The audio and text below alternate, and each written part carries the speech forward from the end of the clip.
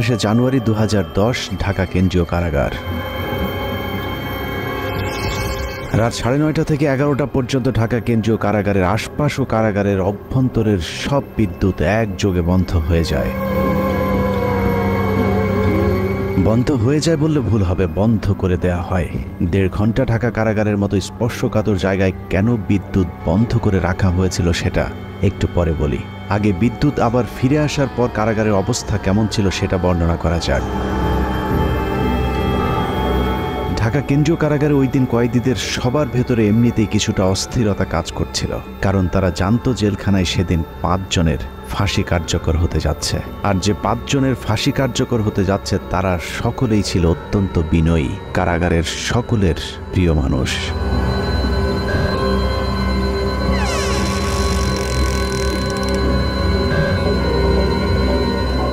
রাত 12:01 colonel Farooq Rahman, major AK Mohiuddin Ahmed artillery, Mohiuddin lancer ও সুলতান শাহরিয়ার রশিদ খানকে ফাঁসিতে ঝুলিয়ে হত্যা করা হয়। 4 জনকে ফাঁসি দেওয়া হলেও লাশের সংখ্যা ছিল মোট 5টি। ফাঁসি কার্যকরের পরদিন যথারীতি 5টি লাশ পাঠানো হয় যার যার গ্রামের বাড়িতে, কিন্তু একটি লাশের ক্ষেত্রে বিশেষ নিরাপত্তা ব্যবস্থা রাখা হয়েছিল, আর সেটাই হলো চুয়াডাঙ্গার সূর্য সন্তান মেজর বজলুল হুদার। মেজর বজলুল হুদার বাড়ি চুয়াডাঙ্গার হাটবোয়ালিয়া গ্রামে সেদিন র্যাব পুলিশের উপস্থিতি দেখে মনে হয়েছে আইন শৃঙ্খলা বাহিনী বোধহয় চুয়াডাঙ্গাবাসীর বিরুদ্ধে যুদ্ধের প্রস্তুতি নিচ্ছে। যুদ্ধের এই আয়োজন ছিল মূলত মেজর বজলুল হুদার মরদেহ যেন কেউ দেখতে না পারে সেটা নিশ্চিত করা।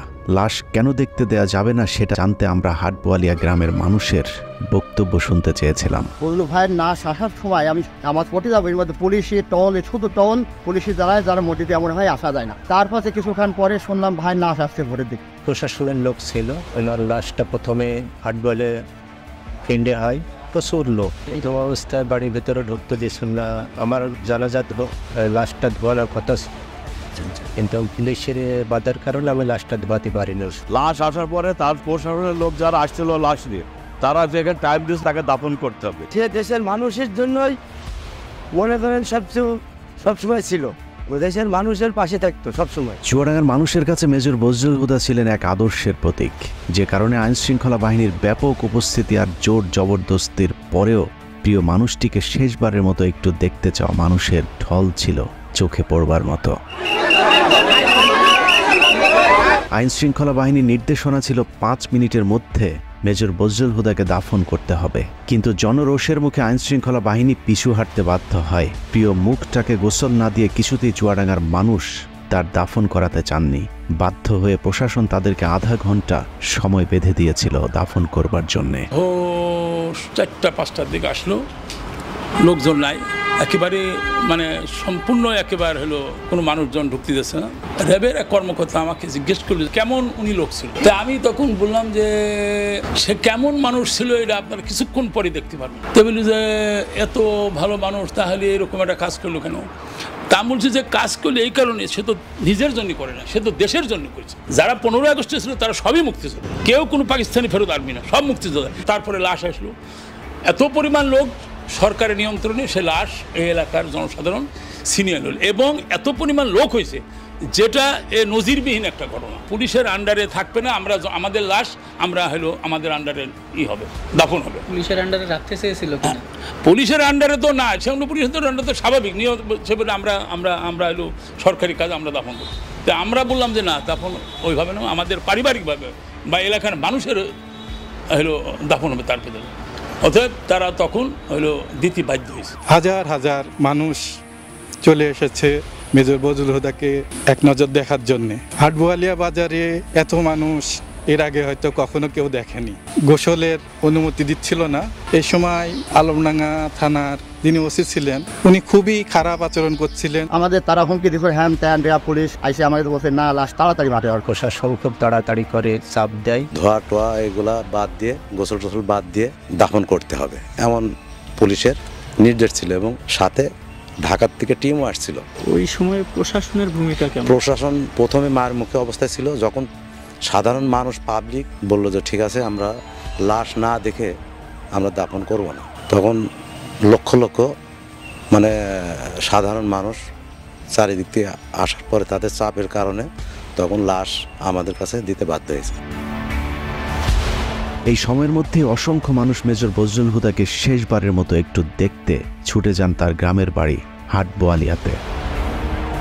3 জেলার জনগণের কারণে প্রশাসনের লোক এখানে পিছিয়ে আটকে যায়, তারা এখান থেকে সরে যাওয়ার পর এখানে জনগণের ইচ্ছা মতো তাদের দেখানো হয়েছে। মাটি দেওয়ার চাইছিল, তো এখান থেকে লেট করানো হলো যে একটু পরে লাশটা মাটি দেওয়া হোক, এই হিসাবে একটু দেরি করে লাশ দেখার পরিপ্রেক্ষিতে আমরা দেখছিলাম। এতটুকু পর্যন্ত ঠিকই ছিল, কিন্তু মেজর বজলুল হুদাকে গোসল করাতে গিয়ে চুয়াডাঙ্গার মানুষ সাক্ষী হয়েছিল নৃশংসতম এক ঘটনার। কাফনের কাপড় সরাতেই দেখা যায় মেজর বজলুল হুদাকে আসলে ফাঁসি দেওয়া হয়নি, তাকে জবাই করে হত্যা করা হয়েছে। মুক্তিযুদ্ধে সর্বাধিক জেনারেল ওসমানীর পিএস সাবেক সংসদ সদস্য আপনাদের প্রিয় সন্তান প্রশাসনমূলক বিচারের মধ্য দিয়ে হত্যা করা হয়েছে। আমরা এ হত্যার বিচার চাই। ইনশাল্লাহ বাংলার মাটিতে তাকে হত্যার বিচার একদিন হবে হবে। সে ফেরেশতা তুল্য, সে কোনো অপরাধ ব্যবসাতে করেনি, মানুষের উপকার করেছে। গলারে কাপড় খুলে দেখি যে এখান থেকে এত দূর, মানে 2 ইঞ্চি না, একদম পুরো মানে ছুরি চালালে যেভাবে হয়, কষাইরা যেভাবে ছুরি চালালে যেভাবে কাটে ওইভাবে কাটা, সুতা 3-4 পর্ব করে সেটা দিয়ে সেলাই করা, হাতে পায়ে কোথাও কোনো রক গাটা নাই, কিছু নাই। গলায় ছিল একটা টেপটা সরিয়ে দেখলাম হাতটা ঢুকে গেল, পট সুতো দিয়ে কালো সুতো দেয় তার সেলাই করা অনেক দূরে দূরে, রক্ত টপ টপ টপে পড়তে আসে। তালা কাটা ছিল, এটা আমরা দেখেছি। গলায় হালকা দাগ থাকে, গলা তো কাটা গলা সেলাই থাকে না। কবরস্থানে যখন মাটি দিছে তখনও কাফনের রক্তে ভিজে গেছে, ফাঁসি দেওয়ার নামে তাকে জবাই করা হয়েছে। লাশটা কি আপনি দেখছিলেন? জি জি, আমি লাশটা দেখেছি, চোখে দেখেছি লাশ। ওনার গলাটা কাটা ছিল এবং সেইখান থেকে অনবরত রক্তক্ষরণ হচ্ছিল। লাশটা কেমন দেখছিলেন বলেন? লাশটা দেখছি যে এলো তো লাশ জেল কোড অনুযায়ী সেরকম তো হলো জবাই করা হয় না, কিন্তু পুরাপুরি জবাই করেছে। সে হলো একটা হত্যাকাণ্ড, পুরা রক্ত বাড়াচ্ছে। কেমন ছিল এটা একটু? একেবারে সম্পূর্ণ গলা কাটিয়ে রক্ত বাড়াচ্ছে, তখন পর্যন্ত যখন আসে তখন পর্যন্ত রক্ত বাড়াচ্ছে। গলা কাটার পরে ওখানে সেলাই টেলাই দেওয়া এরকম কিছু দাগ? না, সেলাই কাটিয়েছে, কাটার পরে তারপরে হলো সেলাই দিচ্ছে। কফিন খোলার পরে আমরা তখন দেখি যে তার মুখ এবং সব কিছু রক্তে ভেজা। ফাঁসি দেওয়া লাশ তো মানে রক্ত থাকার কথা না। তারপর যখন গোসল করানোর জন্য নেওয়া হয়, দেখি যে গলার এখান থেকে এ পর্যন্ত কাটা এবং মোটা সুতা দিয়ে সেলাই করা। ধোয়ানোর পরও যখন খাটিয়ে করে লাশ নিচ্ছি তখনও রক্ত কিন্তু তাজা রক্ত টপ টপ বসছে। ভিডিওর সময় কি কি দেখেছিলেন একটু বলেন তো? ভিডিও করার সময় দেখছিলাম এই সাইডে একটা বড় আকারে একটা দাগ দেখছিলাম।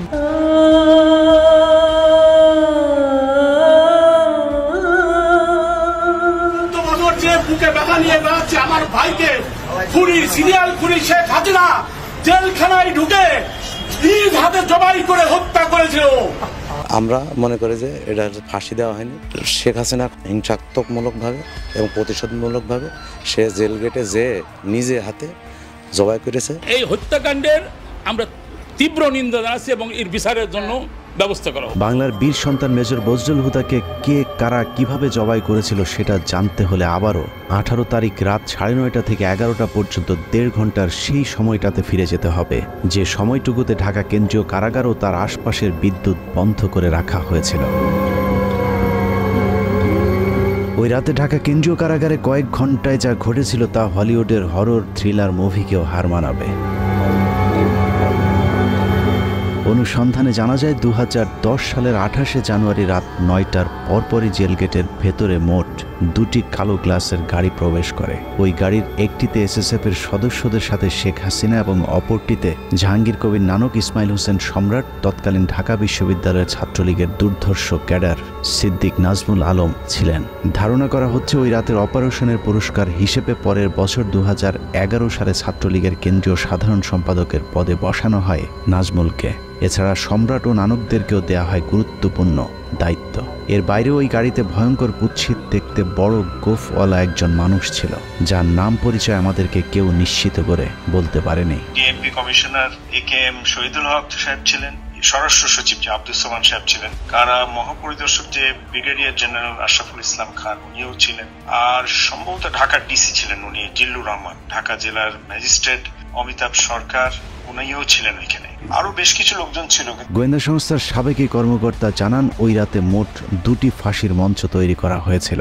এই 2টি ফাঁসির মঞ্চে দুজন দুজন করে মোট 4 জনকে ফাঁসি দেওয়া হয়। দূর থেকে কোন 4 জনকে ফাঁসি দেওয়া হয়েছিল সেটা বোঝা না গেলেও 5ম জনকে ফাঁসি দেয়া তো দূরের কথা, মঞ্চেই তোলা হয়নি। কিন্তু লাশ বের করবার সময় জেলখানা থেকে মোট 5টি লাশবাহী গাড়ি বের হয়েছিল। ফাঁসি থাকে সাধারণত সেই দিন, তো এটা নর্মাল প্রসিজিওর। জেলখানায় নিরাপত্তাটা বেশ স্ট্রং থাকে। সেই দিনও যেটা আমাদের বেশ আলোচিত হয় জেলখানায়, ওই ফাঁসির মঞ্চের কাছে যে 4টা লাশ গাড়িতে উঠানো হয়, কিন্তু আরেকটা লাশ ঠিক প্রশাসনিক ভবনের ওখান থেকে নিয়ে গাড়িতে উঠানো হয়। এই ব্যাপারটা একটু অস্বাভাবিক। একই জায়গায় ছিল না। না, এটা তো আসলে 4টা যেটা লাশ প্রথমে উঠানো হলো, এটা তো ফাঁসির মঞ্চের কাছাকাছি, যেটা ন্যাচারাল। ওখানে ফাঁসির পরে ওখান থেকে লাশটা গাড়িতে উঠানো হয়। কিন্তু আরেকটা লাশ যেটা প্রশাসনিক ভবন থেকে বের করা হয়, এটাই হলো, এটার একটা ডিস্টেন্সের ব্যাপার আছে যে এখান থেকে কেন লাশ আসবে এবং কেনই বা এটা গাড়িতে উঠানো হবে, এটাই হলো প্রশ্ন। এই ব্যাপারটা নিয়ে পরের দিন বেশ আলাপ আলোচনা হয় জেলখানার ভিতরেও। ব্যাপারটা একটু অস্বাভাবিক। রাতে শেখ হাসিনার সাথে জেলখানার ভেতরে প্রবেশ করা খুনিরা সোজা চলে যায় প্রশাসনিক ভবনে, আর শেখ হাসিনা পুলিশ, র্যাব এবং স্বরাষ্ট্র মন্ত্রণালয়ের কর্মকর্তাদের সাথে দাঁড়িয়ে থেকে 4 জনের ফাঁসি নিজে প্রত্যক্ষ করেন। ধারণা করা হয় আসলেই তাদেরকে ফাঁসি দেওয়া হচ্ছে কিনা সেটা নিশ্চিত করতেই শেখ হাসিনা সেখানে উপস্থিত ছিলেন। ফাঁসি কার্যকর হবার পরপর শেখ হাসিনাও চলে যান প্রশাসনিক ভবনের ভেতরে। সেখান থেকে রাত 1টার কিছু আগে শেখ হাসিনা ও তার সাথে থাকা খুনিরা সেই একই পাজেরো গাড়িতে করে জেলখানা থেকে বের হন। কারাগারের অন্য আরেকটি সূত্র বজলুল হুদার পরিবারকে জানিয়েছিলেন, সেই রাতে বজলুল হুদাকে কারাগারের প্রশাসনিক ভবনের একটি কক্ষে জবাই করা হয়েছিল, যেখানে শেখ হাসিনা নিজে উপস্থিত ছিলেন এবং বজলুল হুদাকে জবাইয়ের আগে তার বুকের উপর পা চাপা দিয়ে রেখেছিলেন শেখ হাসিনা নিজে। সে রাতে শেখ হাসিনা সহ তার সাথে থাকা সব খুনির গায়ে রক্ত লেগেছিল, কিন্তু সম্রাটের গায়ে সাদা টি শার্ট থাকায় সেটা অনেকের চোখেই পড়েছিল। ওই পরের দিন একটা বিষয় খুব আমাদের দু একজনের নজরে আসে যে প্রধানমন্ত্রী জাহাঙ্গীর কবির নানক, সম্রাট আর নাজমুল যখন প্রশাসনিক ভবন থেকে বাইরে আসে, তখন এই সম্রাটের গায়ে রক্তের দাগ ছিল।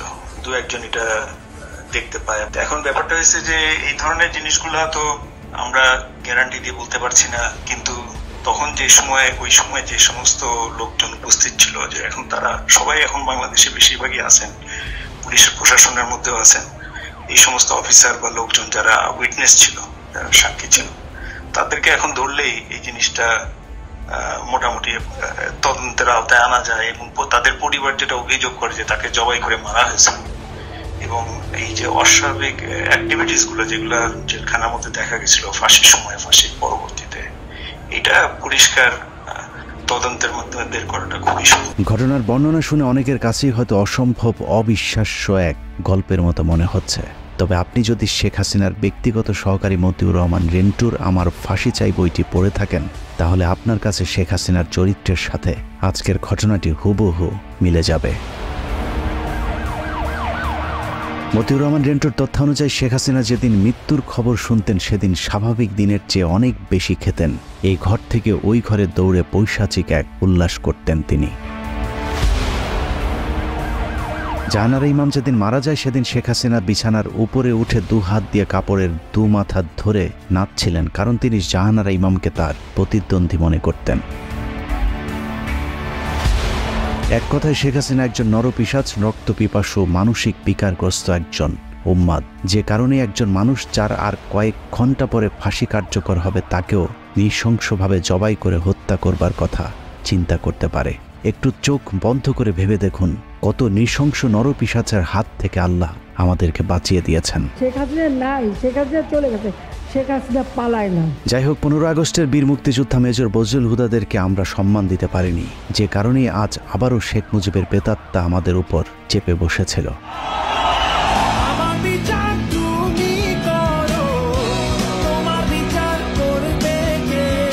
বাংলাদেশের মানুষ 2024 সালে শিক্ষার্থীদের হাত ধরে যেভাবে দুর্বিষহ এক দুঃশাসনের কবল থেকে বেঁচে উঠেছে, ঠিক একইভাবে 1975 সালে major Dalim, colonel Rashid, colonel ফারুকার, মেজর বজলুল হুদারা এক অত্যাচারী মাদকাসক্ত বাকশালীর হাত থেকে 7 কোটি বাঙালিকে স্বাধীনতা এনে দিয়েছিল। শেখ হাসিনার দুঃশাসন আমরা চোখে দেখেছি, কিন্তু শেখ মুজিবেরটা আমাদের থেকে আড়াল করে রাখা হয়েছে বলেই আমাদেরকে এখনও তাকে বিতর্কের ঊর্ধ্বে রাখার কথা শুনতে হয়। কিন্তু বাস্তবে শেখ মুজিব তার পরিবার আর দলের লোকজন ছাড়া অন্য সবাইকে তার কৃতদাসে পরিণত করেছিল। শেখ মুজিবের সময় কতটা অরাজক পরিস্থিতি ছিল তা মেজর বজলুল হুদার উইকিপিডিয়ার কয়েকটি লাইন পড়লেই পরিষ্কার হয়ে যাবে। মেজর বজলুল হুদা মেজর ডালিম আর তার স্ত্রী একটি বিয়ের অনুষ্ঠানে গিয়েছিলেন। সেখানে শেখ কামাল আর তার বখাটে বন্ধুরাও উপস্থিত ছিলেন। এদের মধ্যে সবচেয়ে উচ্ছৃঙ্খল ছিল গাজী গোলাম মোস্তফার ছেলে। গাজী গোলাম মোস্তফা ছিলেন শেখ মুজিবের সবচেয়ে আস্থাভাজন এবং ঢাকা মহানগর আওয়ামী লীগের সভাপতি। অত্যন্ত অসৎ প্রকৃতির এই লোকটিকে শেখ মুজিব রেড ক্রিসেন্টের চেয়ারম্যানের পদেও বসিয়েছিলেন, যিনি গরিব মানুষের চাল, তেল, কম্বল চুরি করে শেখ মুজিবের সাথে ভাগাভাগি করতেন। ক্ষমতার দাপটে বিয়ের অনুষ্ঠানে আসা মেজর ডালিমের স্ত্রীকে অসম্মান করার সাহস দেখিয়েছিল শেখ কামালের বন্ধুরা। এ সময় মেজর ডালিম ও বজলুল হুদার সাথে শেখ কামাল বাহিনীর ধস্তাধস্তির এক পর্যায়ে তারা মেজর ডালিম ও তার স্ত্রীকে তুলে নিয়ে যায়। তাদের খোঁজে একদল সেনাবাহিনী গোলাম মোস্তফার বাসায় অভিযান চালালে শেখ মুজিব তার পুত্র শেখ কামালের বখাটে বাহিনীর কোনো বিচার না করে উল্টো মেজর ডালিম ও বজলুল হুদার সেনাবাহিনী থেকে কমিশন বাতিল করে দেন। এভাবেই পুরো দেশটাকে বর্তমান শেখ হাসিনার মতোই পারিবারিক সম্পত্তিতে পরিণত করেছিলেন Sheikh Mujibur Rahman. Sheikh Mujibur Rahman not deal with the political movement in a democratic way. He was virtually controlling the public, but he could not face the criticism. Mujib ক্ষমতায় টিকে থাকার জন্য হাজার হাজার রাজনৈতিক কর্মীকে হত্যা করে, আর রক্ষী বাহিনীকে দিয়ে উনি ওনার রাষ্ট্র ক্ষমতা টিকিয়ে রাখা, দলের শাসন কায়েম করার চেষ্টা করলেন। এসব কারণেই 2024 সালের মতো 1975-এর 15ই আগস্টে বাংলাদেশ সেনাবাহিনীর পাশাপাশি ছাত্র, শিক্ষক, পুলিশ সহ সর্বস্তরের মানুষ আনন্দ উল্লাস করেছিলেন। This is how Dhaka looks today. The same tanks on the streets, soldiers still on guard, and yet it is almost as if nothing had happened. There was no rioting, almost no reaction to Sheikh Mujib's murder. Sheikh হাসিনাকে যেভাবে কুকুরের মতো পালিয়ে যেতে হয়েছে, কেউ তার রক্ষায় এগিয়ে আসেনি। ঠিক একইভাবে শেখ মুজিবের লাশ ধানমন্ডি 32 নম্বরে পড়েছিল। কেউ শেখ মুজিবকে একটু দেখতেও আসেনি। কেউ কোনো পদক্ষেপ নিল না। ওই লাশ পড়ে থাকলো 32 নম্বরে। কেন? এত বড় সংগঠন, এত নেতা কোথায় ছিল? জানা যায় লোকজন ডেকে পাওয়া যায়নি। 570 সাবানা রিলিফের কাপড়ে দাফন করা হয়েছিল বাকশাল মুজিবকে। আবার কি এক টুকরো কাফনের কাপড়ও নিয়ে যাননি, কাপড়ের পাড় ছিঁড়ে তারপর সেই কাফন দেওয়া হয়েছিল। অন্যদিকে মেজর বজলুল হুদাদের জানা যায় পুলিশ দিয়েও মানুষের বাঁধ ভাঙা জোয়ার আটকে রাখা যায়নি। মানুষের চাপে আধা ঘন্টার মধ্যে দুবার জানাজার নামাজ পড়ানো হয়েছিল। ওখানে যারা জানাজায় অংশগ্রহণ করতে পারেনি, দ্বিতীয় জানাজা নগরবালা ঈদগাহ মাঠে লক্ষ লক্ষ জনগণ সবাই লাইন ধরে দেখছে, দেখার পরে এখানে তাকে দাফন করা হয়েছে। মেজর ডালিম হুদাদের জন্ম আছে, মৃত্যু নেই। মরণের মধ্য দিয়ে তারা অমর হয়ে আজীবন বেঁচে থাকবে এদেশের মানুষের হৃদয়ে।